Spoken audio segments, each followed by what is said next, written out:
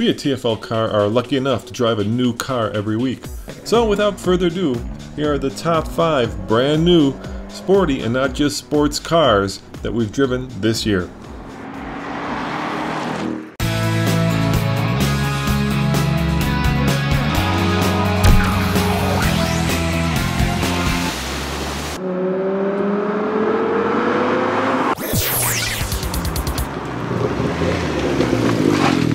Likey? Nathan Likey! This thing's got a lot of spirit and a lot of spunk, and you know what? I can't think of another car for 22 grand base that makes you as happy as this one does. Check this out.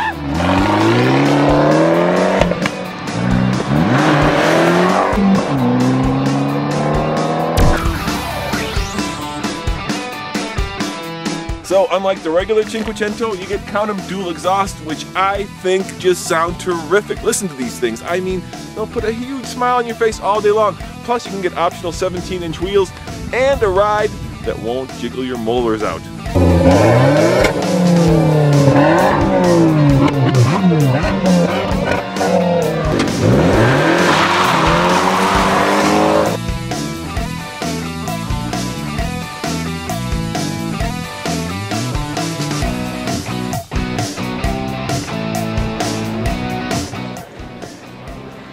Only in Vegas.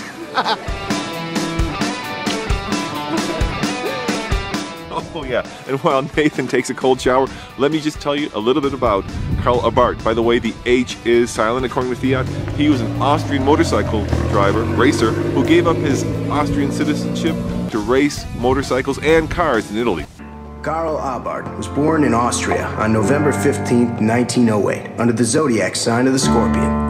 As a young man in 1928, Karl Abart worked in the Mototune factory as a mechanic. This was the year he'd get his chance. To replace an injured rider, he rode a motorcycle in qualifying for the Austrian Motorcycle Grand Prix. He qualified ahead of the best riders. In fact, Karl got the best time, twice. During World War II, Karl Abart moved to Italy, obtaining citizenship in exchange for his sporting victories. He devoted himself to car engines, and after an intense and invaluable period at Cisitalia in 1949, he founded Abart & Company in partnership with Angelo Scagliarini. Their race team was joined by the best drivers of that time, men such as Vignali, Romano, and of course, the legendary Tazio Nuvolari. Under the sign of the Scorpion, both the company emblem and Karl's zodiac sign, the team won everything possible.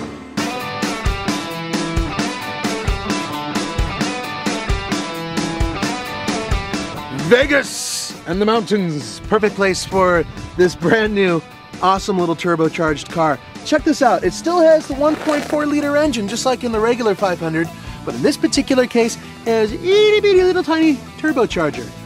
Check this out. 2 intercoolers, not one. And what happens is they split them, so the air goes in here, comes out here, the intercooler sucks it in on both sides. They did that because there's just not enough room for a regular sized intercooler. 160 horsepower, 170 pound-feet of torque, but you only get that if you hit the sport button, otherwise it's 150. There are a few options, but what you get standard is a really cool steering wheel, much fatter, and with a flat bottom. You can get leather-wrapped, leather-wrapped, leather-wrapped. Starting at $22,000, it's a cheap car. You start throwing all these little bits and pieces of leather, can go up to 27, which is what this one retails at.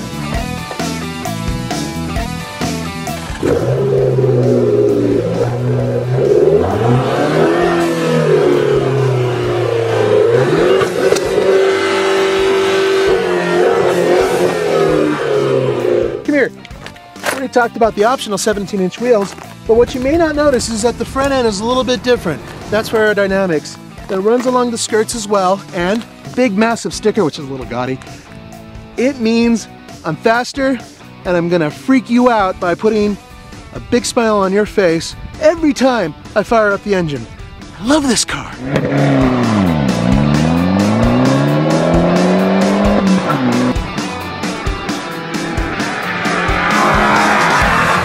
You gotta love these red mirrors, but with the optional sunroof, as you can see, I don't fit. And if I'm being honest, I love small cars. The problem with this one is it's just one size too small for a big guy like me. In terms of value, this is a bargain. I mean, there aren't very many cars that will compete against a base price car of $22,000. Maybe the Volkswagen Beetle Turbo, maybe the GTI. Yeah, and possibly the Mini Cooper S, which is a lot more expensive, and maybe the Scion TC. Yeah, listen to this. You can probably hear from in here. Ready? Wait.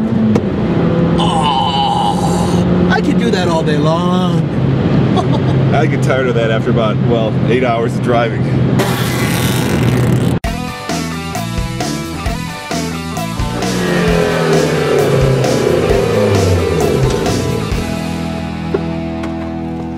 Okay, Tim. I think Is it good enough? very good. Yeah, but I still prefer my other.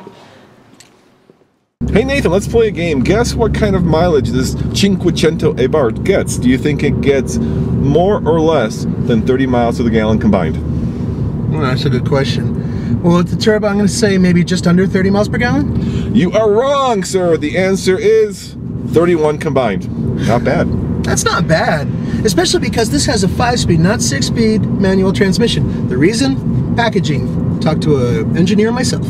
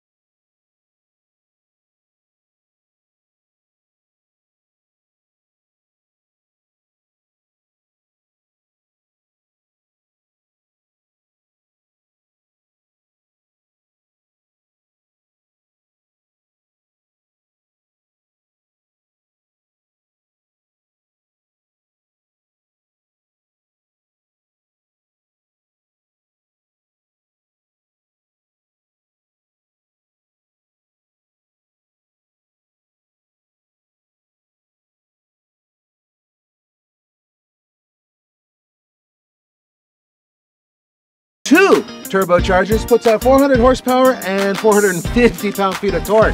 Yeah, but let's really be honest with them.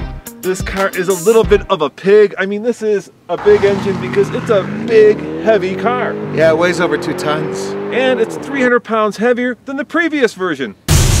Obviously, this is a GT or Grand Touring car, so it's not really meant for, 4 adults to sit in this car comfortably. But I am in the car, and so is Nathan. Unfortunately, my seat is all the way forward. And Nathan, I'm gonna move it back, and you tell me when it gets uncomfortable, okay? Here I go. Now. But in all honesty, there is something kind of cool. It's big enough, and it's dug out and scalloped, so the child seat fits pretty well back here. Yeah, but can the child get back there? It's just gonna take a long time to get the child back here.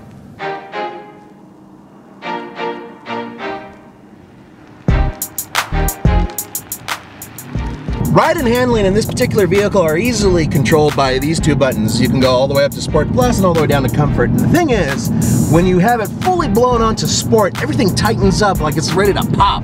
And then when you go down to Comfort, it's like it's exhaled. It's easily one of the best rides I've had in a coupe. In terms of competition, Nathan, this car is in basically its own league. There's only a handful of cars I can think of. Perhaps the Jaguar XK or R, depending on the variant. Yeah, and also the Mercedes-Benz CL. This car offers a manual transmission, which they don't, and it also offers all-wheel drive, which the Jaguar doesn't offer.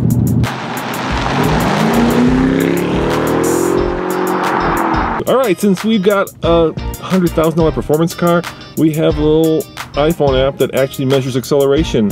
So we're gonna see how fast this is. Keep in mind that this car is heavy and we're at over 6,000 feet of elevation, which means it's gonna be slower than you guys are used to. Nathan, did you put the car in the right modes? I'm doing that right now. Sport Plus. It shuts the traction control off, but as long as we don't careen into the snow, we'll be good. All right, here we go. Accelerate when ready. Here we go. Whoa, that's pretty hard.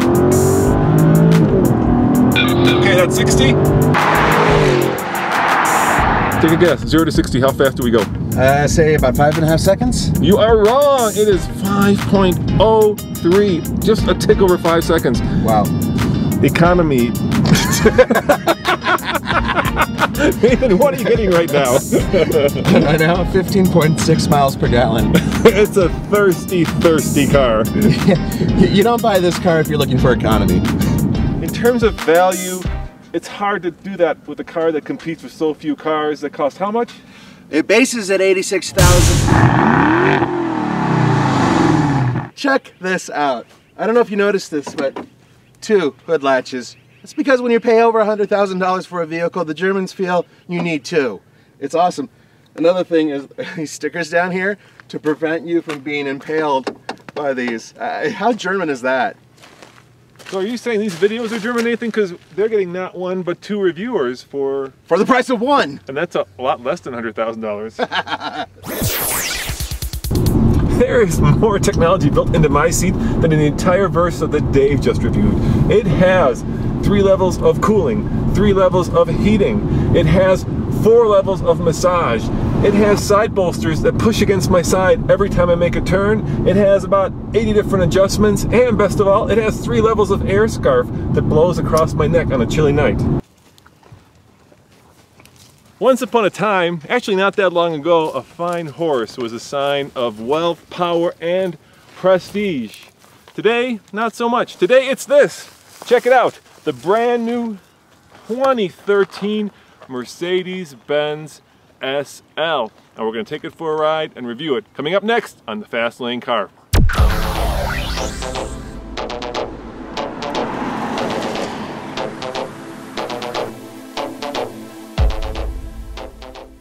This Mercedes Sportlicht SL, or Sport Light, is not exactly light. But it does encompass 3 traits that make it a halo car for Mercedes, and those are power, prestige, and technology. So let's start with power.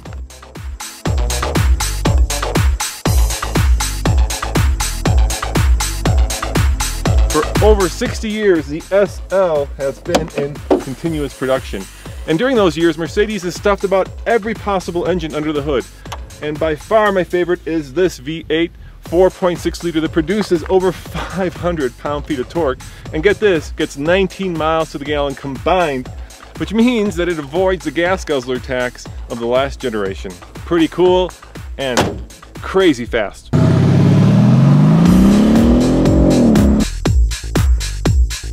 You know, it's not the 429 horsepower that's going to rocket this car to 60.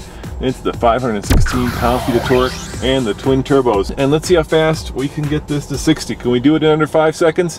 The car magazines say it's just around 4. I think we can do it. Here we go. Oh, Solo DL working. Here we go. That's 60. Oh, yes, indeed. 2 people in the car, real world testing. 4.80. Now that is fast. That is seriously fast. I guess for 120,000, you're gonna get fast.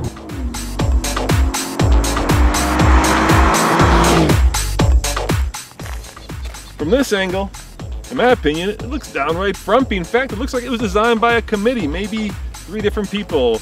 Franz did the front, Heidi did the middle and the interior, and Hans did the back. Not good.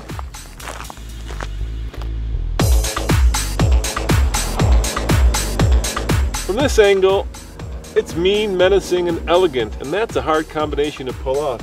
And of course, with this giant star, you'll never be in doubt as to who builds this car. Start your stopwatches. Mercedes says 15 seconds. for the top to come down. That's pretty darn quick. And now look at that. We've got the glorious outside, inside.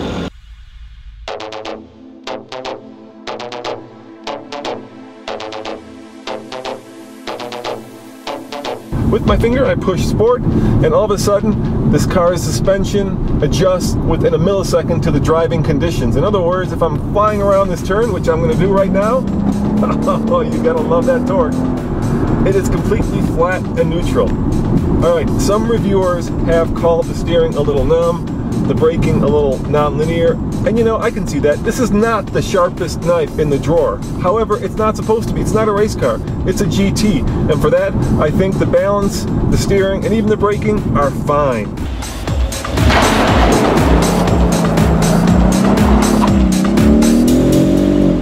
If you want a car that's better looking than this SL that competes with it, definitely go for the Aston Martin. If you want one that performs better, go for the Porsche 911. If you want one with available all-wheel drive, get the BMW 650. And if you want one with a better exhaust note and that British panache, go for the Jaguar XKR. However, if you want one that does everything all around, go for the SL. You didn't think you'd be bothered to open the trunk yourself, did you? Of course not. It's a Mercedes SL, but there is a fly in the ointment, and it's this stupid cover. Basically, it protects your stuff when the top is down. But if you get it wrong, like this, not quite in place, watch this. Nothing happens. The trunk won't close, the roof won't open, the roof won't close. It's like something out of a Kia from 10 years ago. Not good, not good at all. Close, says me.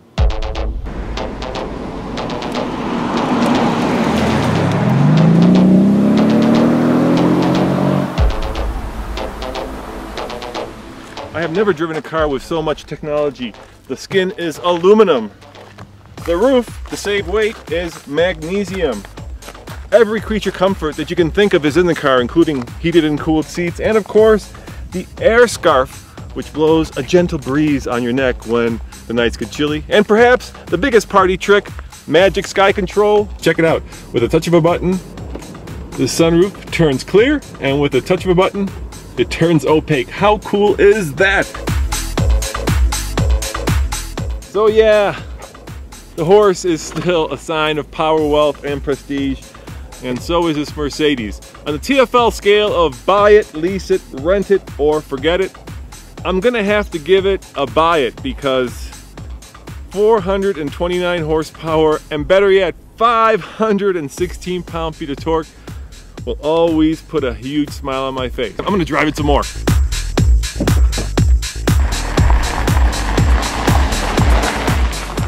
Nathan Adlam here with the Fast Lane car. Guess what I'm driving?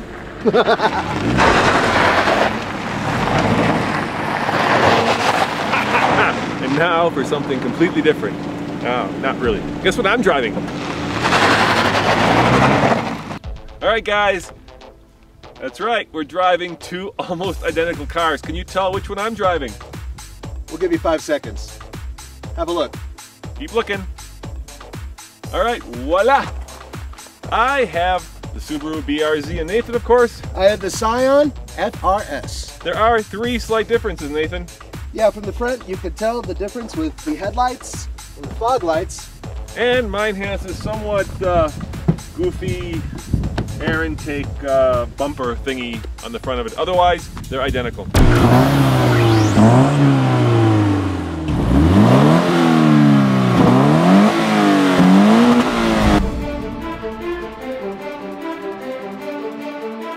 This sweet little Scion FRS has a 2-liter, horizontally opposed, 200 horsepower engine that puts out 151 pound-feet of torque.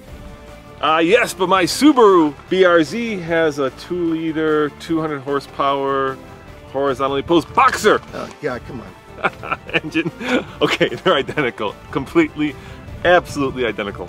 The Scion FRS really just comes in one flavor. There's only one type you can get.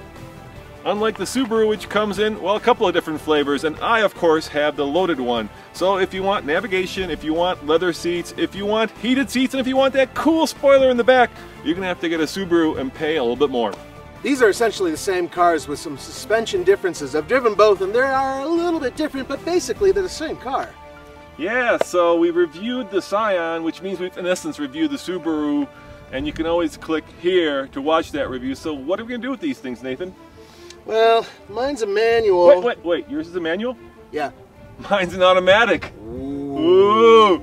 0 to 60, which one's faster, man or machine?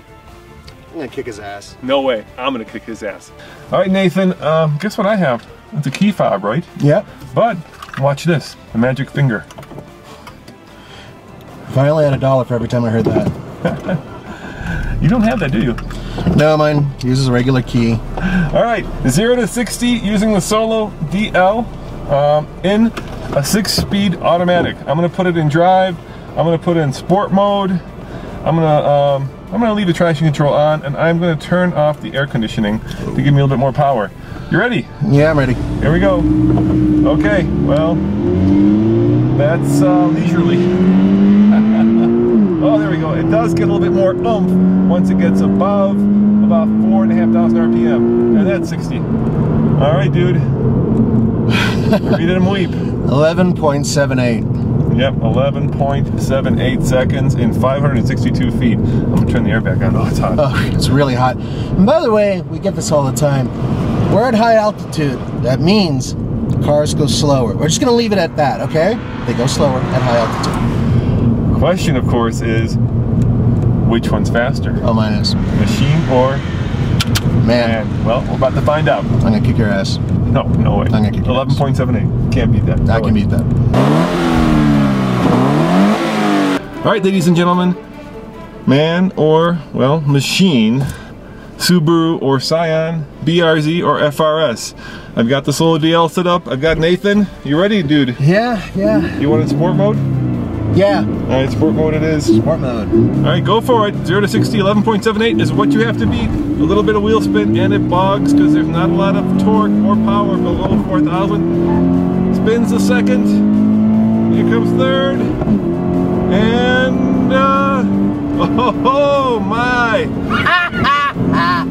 And the Solo DL says 10.34, but we have a definite outcome, and it is by far manual. And Nathan, good job, dude. Thank you. Congratulations, Nathan. Man, it is. Yeah, and this is one of the sweetest 6-speed manuals I've sampled. It's wonderful. Short throws, good stuff. As always, this is Roman and Nathan reporting for the Fast Lane Car. Now, if we could just tell the difference in road feel. By the way, are you up for anything? I'm always up for anything. All right, stay tuned. All right, Nathan, you are a car connoisseur. You drive hundreds of different cars every year. So if there's any man that can tell the difference between the FRS and the BRZ, it's you. So just by the feel, what are you driving? I'm in the FRS. Wait. It's the BRZ. No, it's the FRS. It's the FRS. It's the FRS. And how can you tell that? My tushy. You see, it's the BRZ on the tush, but my hips feel FRS. I'm so confused. I can't figure out which one this is. I thought you would know by the steering feel. Yeah, you know, the steering wheel tells you so much, but you know, for some reason, I'm not really getting it. I don't know why. That's because I'm driving it, you.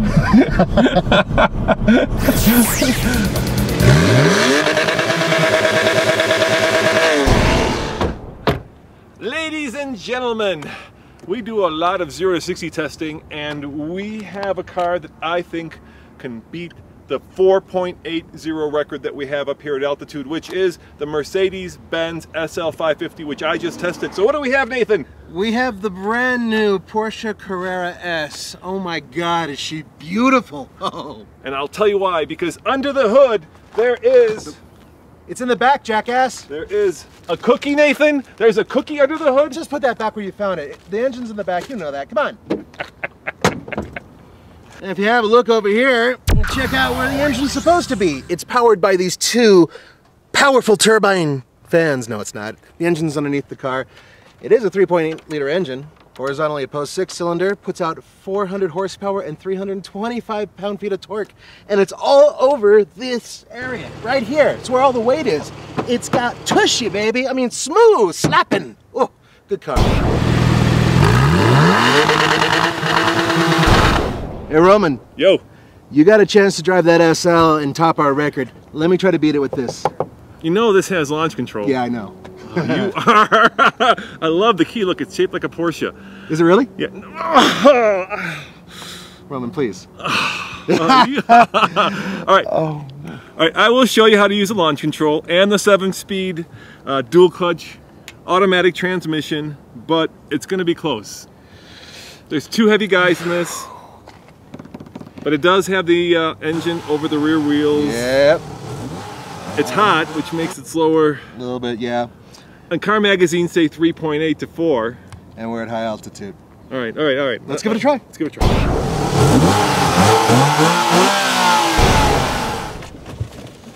Let's see if Nathan knows where that key goes. I have driven Porsches before. Goes on the left. It does. Check it out. Look, it looks like a little Porsche. It looks like a little Porsche. It's so cool. All right, start it up. Disco, really? Oh, you busted me. Oh, you busted me again. Disco? No, I was kidding. Here's how the launch control works. It's pretty straightforward. You have to put the car in Sport Plus mode. Okay. And then you have to turn the traction control off by holding it for a second or 2. Is it off? It says PSM off. Then you slam down the brake and you slam the accelerator. And it should, there you go, launch control activated. You ready?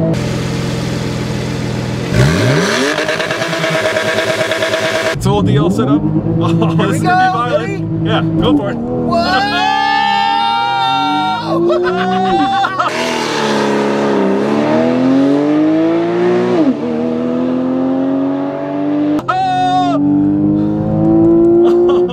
Oh my. Woo!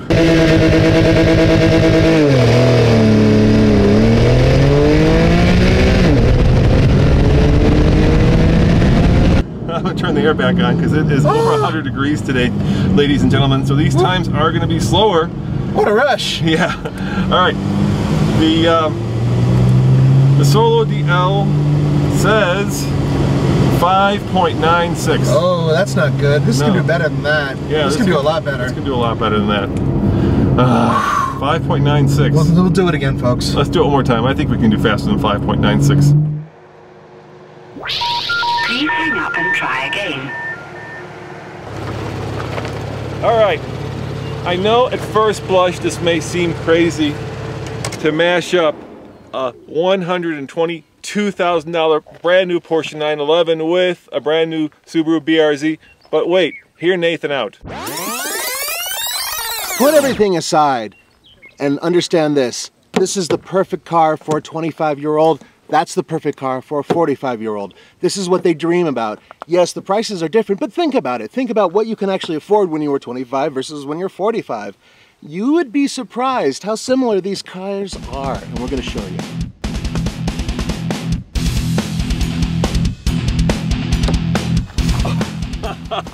All right, I may be a 45-year-old man, but I can do the math, Nathan. You can get 4 of those for the price of one of these, plus the Versa. So what are the similarities? All right.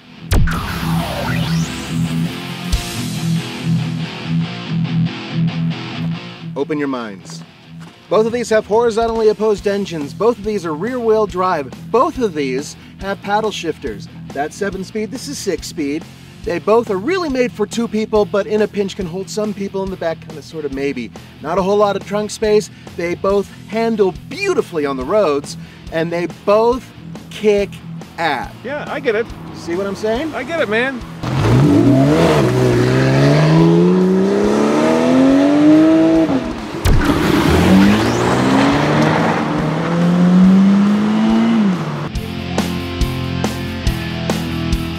I will put it on the top 10 cars that I've ever driven in terms of excellent steering feel. That competes directly with vehicles like Ferraris and Porsches. I'm not kidding, it's that good.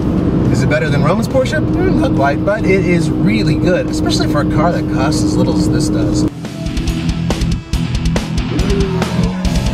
Nathan has, for instance, sports mode, but honestly, when the BRZ in sport mode, I can't really tell the difference. When this car is in sport mode, oh my gosh, it is a completely different car. It handles differently. It actually even sounds differently when I push this exhaust on button. Listen to this. You will not not hear that sound out of the BRZ in a million years. Yes, it looks exactly like the Scion FRS. But, cool little rear spoiler that you can get. The line's very, very clean. It doesn't look as cool as the concept vehicle. Bummer, but still, it looks very, very nice. And you know, it looks even better from a special angle I'm about to show you. The Porsche 911 has been basically the same car since 1963, which means that this latest 2012 version looks identical to the previous one. You could look at it as saying that Porsche doesn't want to mess with a good thing. You could also say to yourself, if you buy this car, you're buying a timeless design. Or you could think about it this way. If you get this car, people who aren't Porsche aficionados will never tell the difference between last year's car. I don't know about you folks, but I'm a bit of an ass man. Look how sexy that is over there. Oh, I know Roman thinks it's timeless and it looks like the last one. I don't think so. Oh, just wanna slap it. Check this out. The interior of the BRZ. Actually, it's pretty nice. It's nicer than the FRS. Nice toggle switches and whatnot. It's a little bit more luxurious and a little bit more comfortable, but here's the thing. As I was telling you, in terms of the outside, when you're sitting here, you're able to see the humps, baby. Look at that. Baby's got friend. So while you're driving, you're able to precisely put your wheels wherever you want them because the top of those bumps is basically the top of the fenders where the front wheels are. Nathan, you'll notice that both doors of the cars are open. There's a reason for that, and that's because our fans have very inquiring minds. What do they want to know? What do you think they want to know? Really? Yes, really. Does Nathan fit? And which one does Nathan fit into better? Please. Son of a... I've made it easy for you. Well, hey, thanks for moving the seats. It's a start. Start the BRZ here.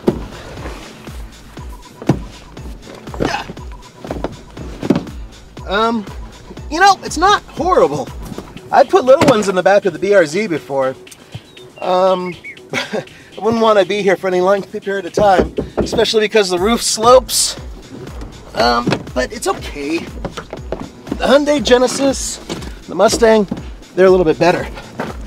Well, okay. And the Porsche. Oh, this is gonna be interesting. Oh! Man, again. Yep, it slopes a little bit. It's not a lot of room, but once again, there's enough room for little ones if you really had to. But yeah, anybody over 5 feet will have to crane their necks. Oh, come on, it's an inch bigger than last year's. Which means my big feet, these are size 13s, can kind of fit. But otherwise, not so much.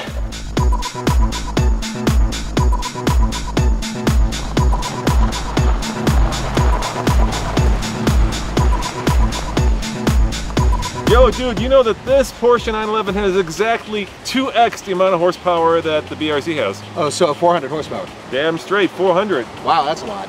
Both have a similar type of engine, but up here at altitude, they're both normally aspirated, which means they're slower. And I know we sound like a broken record, but you guys keep commenting, oh, my grandma's celebrity can go faster than your car. No, it can't! Not up here. God, I'm sorry, I'm frustrated. Dude, my Cobalt will totally take you down.